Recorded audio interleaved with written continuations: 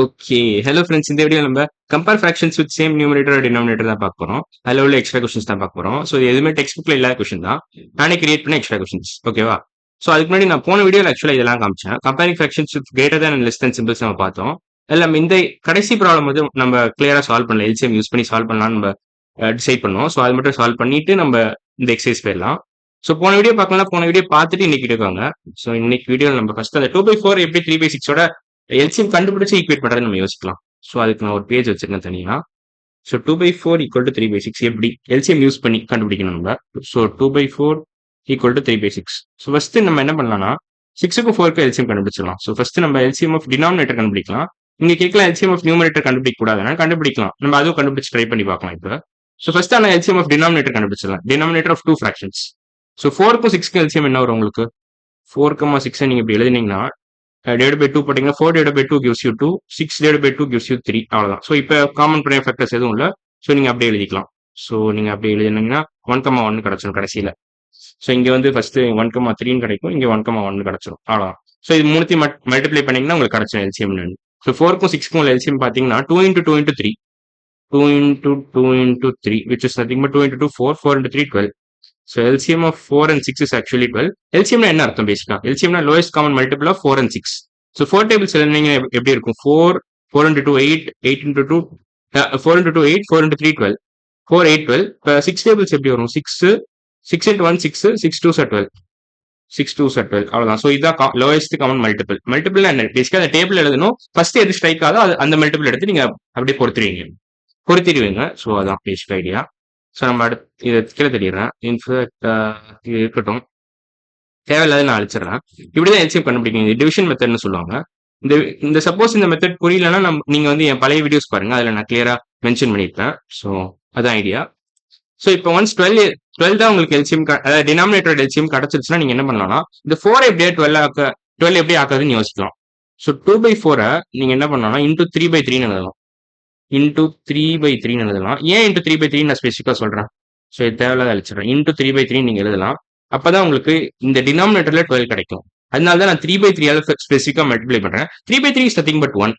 But நீங்க டேரக்டா 1ஆல multiply பண்ணீங்கன்னா ஒரு பிரயோஜனமும் இல்ல. ஏன்னா 2/4 ஈக்குவல் டு 2/4 வரும். 2/4 into 1 is the same as 2/4.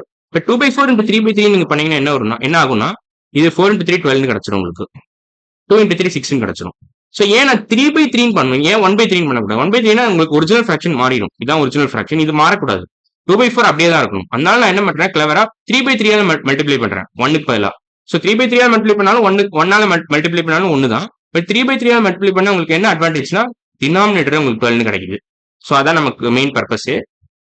So அது கிடைச்சிருது நமக்கு. ஸோ இப்போ 3/6ல நம்ம டினாமினேட்டர் எப்படி 12 ஆக்குறது?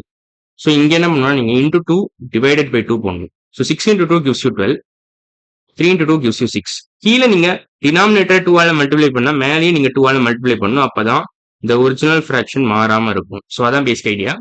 ஸோ 2/2 என்ன? 1 தான் அர்த்தம். So 2/2 is the same as 1. இப்போ 3/6 நீங்க 1ஆல மல்டிப்ளை பண்ணீங்கன்னா ஒரு பிரயோஜனமும் இல்ல. உங்களுக்கு டினாமினேட்டர் 12 கிடைக்காது. ஸோ நம்ம என்ன பண்றோம், கிளவரா 2/2ஆல மல்டிப்ளை பண்றோம். ஸோ உங்களுக்கு என்ன தேவையோ அது முதல்ல பண்ணிடணும். உங்களுக்கு என்ன தேவை? 12 தான் தேவை டினாமினேட்டர்ல. ஸோ ஃபர்ஸ்ட் இன்டூ 2 போட்டுருங்க கீழே.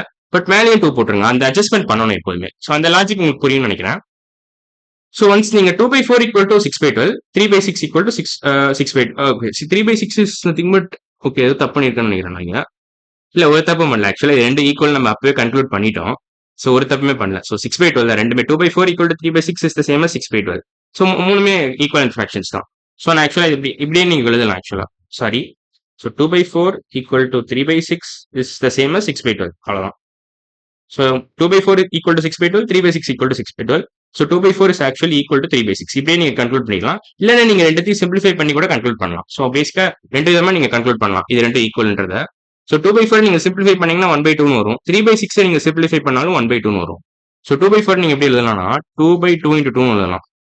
ஸோ இந்த 2 இந்த 2 நீங்க கேன்சல் பண்ணீங்கன்னா 2/2 1 வரும். ஸோ 1/2. அதே மாதிரி 3/6 நீங்க எப்படி எழுதலாம்னா 3/3 into 2 எழுதலாம். ஸோ 3யும் 3யும் கேன்சல் பண்ணீங்கன்னா 1/2 கிடைச்சிடும். So 1/2 equal to 1/2. ஸோ ரெண்டு விதமா நீங்க பண்ணலாம். இந்த ப்ராப்ளம் அப்ரோச் பண்ணலாம். ஒன்னு எல்சிஎம் கண்டுபிடிச்சு நீங்க பண்ணலாம், இல்லைன்னா நீங்க சிம்பிளிஃபை பண்ணி ஈக்குவல்னு கன்க்ளூட் பண்ணலாம். So 2 ways to approach this problem. So நம்ம இப்போ என்ன பண்ணலாம்னா compare fractions with same numerator denominator extra question start பண்ணிடலாம். ஸோ இதுல ஃபர்ஸ்ட் கொஸ்டின் என்ன கொடுத்துருக்காங்க பாருங்களேன். Compare using greater than symbol, less than symbol or equal to symbol. Okay 3/2 பெருசா 1/2 பெருசா? 3/2 பெருசா 1/2 பெருசா? இது நீங்க ரெண்டு விதமா யோசிக்கலாம். ஒன்னு இந்த ட்ரையாங்கிள் டயக்ராம் வச்சு யோசிக்கலாம், இல்ல நாம டெஸ்ட் ஸ்கோர் லாஜிக் வச்சு யோசிக்கலாம் நம்ம. சோ ஒரு 2 மார்க் டெஸ்ட்ல ஒருத்தன் 1 மார்க் வாங்குறான், இன்னொரு பையன் 2 மார்க் டெஸ்ட்ல 3 மார்க் வாங்கலாம். 2 மார்க் டெஸ்ட்ல 2 மார்க் வாங்கினாலே பெரிய விஷயம். 3 மார்க் வாங்கலாம், extra marks for good handwriting நினைக்கிறேன். சோ பாசிபிலிட்டி கிடையாது, பட் ஸ்டில் அதாவது ஒரு நார்மல் சிச்சுவேஷன்ல அது பாசிபிள் கிடையாது. ஒரு டெஸ்ட் வச்சா அது பாசிபிள் கிடையாது. But 2/2 itself is greater than 1/2. First அதை புரிஞ்சுக்கணும் நீங்க. ஒரு 2 மார்க் டெஸ்ட்ல 2 மார்க் வாங்குறதே பெரிய விஷயம். அதாவது 100% வாங்கணும்னு அர்த்தம். சோ ஃபுல்லா வாங்கிட்டா, ஃபுல் மார்க் ஸ்கோர் பண்ணிட்டான். இவன் ஒரு மார்க் தான் ஸ்கோர் பண்ணிருக்கான், 1 மார்க் விட்டுட்டான். ஒரு 2 மார்க் டெஸ்ட்ல 1 மார்க் விட்டுட்டான். இந்த பையன் வந்து 2 மார்க் டெஸ்ட்ல 2 மார்க்குமே ஸ்கோர் பண்ணிட்டான். பட் இந்த பையன் என்ன பண்ணிருக்கான், 2 மார்க் டெஸ்ட்ல 3 மார்க் வாங்கிட்டான். எப்படின்னு தெரியல. நம்ம இது பாசிபிலிட்டி இல்ல. பேசிக்கா நீங்க என்ன யோசிக்கலாம், நீங்க extra marks for good handwriting இந்த இடத்துல யோசிக்கலாம். சோ இந்த இடத்துல ரொம்ப அதை பத்தி யோசிக்க வேண்டாம், அந்த லாஜிக் எப்படி அப்ளை ஆகுதுன்னு யோசிக்க வேண்டாம். But 3/2 is very much possible தான். மேபி ஒரு டெஸ்ட்ல பாசிபிலிட்டி இல்லாம இருக்கலாம், பட் நிறைய ரியல் லைஃப் சிச்சுவேஷன்ஸ்ல அது பாசிபிள் தான். ஓகேவா? So 3/2 is definitely greater than 1/2. 2/2 1/2 ஓட கிரேட்டர்னா 3/2 டெஃபினட்டா 1/2 ஓட greater. So 3/2 is greater than 1/2. இது ஒரு லாஜிக். இந்த லாஜிக் புரியலன்னா நீங்க என்ன பண்ணணும், ஒரு ட்ரையாங்கிள் வரையணும். சோ ஒரு ட்ரையாங்கிள் வரைஞ்சிட்டா ரெண்டா கட் பண்ணிட்டேன். சோ இதுல 1/2 என்னது? ஆக்சுவலா 1/2 இவ்வளவுதான். சோ இங்க பாருங்க, இதுதான் 1/2. So this is nothing but 1/2. This picture indicates 1/2. இந்த பிக்சர் பாத்தீங்கன்னா ரெண்டு ட்ரையாங்கிள் இருக்கு. சோ இது 1, இது இந்த ட்ரையாங்கிள் 1 ரெப்ரசென்ட் பண்ணுது, அதே மாதிரி இந்த ட்ரையாங்கிள் 1 ரெப்ரசென்ட் பண்ணுது. இப்போ இது என்னது? half of 1. இது 2/2. சோ ஒரு ட்ரையாங்கிளை நீங்க ரெண்டு பீஸா கட் பண்ணிட்டு அதுல ரெண்டு பீஸுமே ஷேட் பண்றீங்க. சோ இது 2/2. if this itself, இந்த போர்ஷனே வந்து this is greater than 1/2. this itself is actually greater than 1/2. so 2/2 itself is actually greater than 1/2. ஏன்னா இங்க பாத்தீங்களா, ஒரு ஃபுல் ட்ரையாங்கிளை நான் ரெண்டு பார்ட்டுமே ஷேட் பண்ணிட்டேன், இதுல ஒரு ஃபுல் ட்ரையாங்கிளை நான் ஒரு பார்ட்டா ஷேட் பண்ணிட்டேன். சோ இதுவே பெரிய விஷயம், இதுவே பெருசு. பேசிக்கா 2/2 itself is greater than 1/2. So ஓகேவா? சோ அது தவிர நான் என்ன பண்றேன், இன்னொரு ட்ரையாங்கிள் அதே ஈக்குவல் ட்ரையாங்கிள் வரைஞ்சு இன்னொரு பார்ட் ஷேட் பண்றேன். So 2/2 plus 1/2 is definitely greater than 3/2. So இது என்னது, இந்த போர்ஷன் என்னது, இது 1/2 தான். சோ டோட்டலா என்னது, இது பிளஸ் இது என்ன வரும் உங்களுக்கு, 2/2 plus 1/2 வரும், which is அதிகமா 3/2. சோ உங்களுக்கு அடிஷன் தெரியாட்டி கூட பிரச்சனை இல்லை, பேசிக்கா இந்த லாஜிக் புரிஞ்சிருக்கும்னு நினைக்கிறேன். அடிஷன் ஸ்பெசிஃபிக்கா நான் மறுபடியும் சொல்லி தருவேன் ஒரு டாபிக் எடுத்து. சோ 2/2 plus 1/2 நீங்க என்ன பண்ணலாம்னா, ரெண்டு இடத்துலயுமே டினாமினேட்டர் ஒண்ணுனா நீங்க டைரக்டா அப்படியே நியூமரேட்டர் ஆட் பண்ணலாம். சோ அந்த லாஜிக் புரிஞ்சுக்கிட்டா போகும். சோ 2 plus இதை நீங்க எப்படி எழுதலாம்னா 2 plus 1 divided by whole divided by 2 எழுதலாம். 2/2 plus 1/2 நீங்க என்ன பண்ணலாம்னா 2 plus 1 அப்படியே கட் பண்ணிட்டு divided by 2 ஓவராலா எழுதிக்கலாம். ஏன்னா ரெண்டு இடத்துலயுமே டினாமினேட்டர் ஒன்று தான். டினாமினேட்டர் ஒரு இடத்துல ரெண்டு ஃபிராக்ஷனுக்குமே ஒன்னா தான் நீங்க டைரக்டா ஆட் பண்ணலாம்.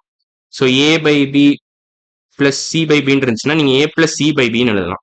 வேற a and c R different numbers வச்சுக்கலாம், a plus c by b எழுதலாம். இது இந்த ரூல் அப்ளிகபிள் தான், எல்லா சிச்சுவேஷனுமே இந்த ரூல் அப்ளிகபிள் தான். இந்த இடத்துல பிளஸ் இருந்தாலும் பிரச்சனை இல்லை, மைனஸ் இருந்தா நீங்க மைனஸ் பண்ணிக்கலாம், அவ்வளவுதான். ஸோ இந்த இடத்துல மைனஸ்னாலும் மைனஸ் நீங்க போட்டுக்கலாம். ஸோ அது ஒன்றும் பிரச்சனை இல்லை. ஸோ இதான் பேசிக் ஐடியா. ஸோ நம்ம என்ன பண்ணலாம்னா, இப்போ இன்னைக்கு வீடியோ போதும்னு நினைக்கிறேன், இவ்வளோ போதும். அடுத்த வீடியோ என்ன பண்ணலாம்னா செகண்ட் கொஸ்டின்ல ஸ்டார்ட் பண்ணிடலாம். இதே எக்ஸைஸ் தான், compare fractions with same numerator or denominator extra questions எக்ஸைஸ்ல நம்ம செகண்ட் கொஸ்டின் ஸ்டார்ட் பண்ணிடலாம். இது எல்லாமே டெக்ஸ்ட் புக்ல இல்லாத எக்ஸ்ட்ரா கொஸ்டின்ஸ் தான், ஓகேவா? ஸோ இது எதுவுமே டெக்ஸ்ட் புக்ல கிடையாது, இது எல்லாமே எக்ஸ்ட்ரா கொஸ்டின்ஸ் நானே கிரியேட் பண்ணது. ஸோ நம்ம இதை செகண்ட் கொஸ்டின்ல ஸ்டார்ட் பண்ணலாம். ஸோ இன்னைக்கு வீடியோ நம்ம என்ன பார்த்திருக்கோம், 2/4 3/6 எப்படி கம்பேர் பண்றது பார்த்திருக்கோம். அதை தவிர நம்ம என்ன பண்ணோம்னா ஃபர்ஸ்ட் கொஸ்டின் ஃப்ரம் இந்த எக்ஸ்ட்ரா கொஸ்டின்ஸ் முடிச்சிட்டோம். ஸோ இன்னைக்கு வீடியோ அவ்வளவுதான், அடுத்த வீடியோல பார்க்கலாம். பாய்.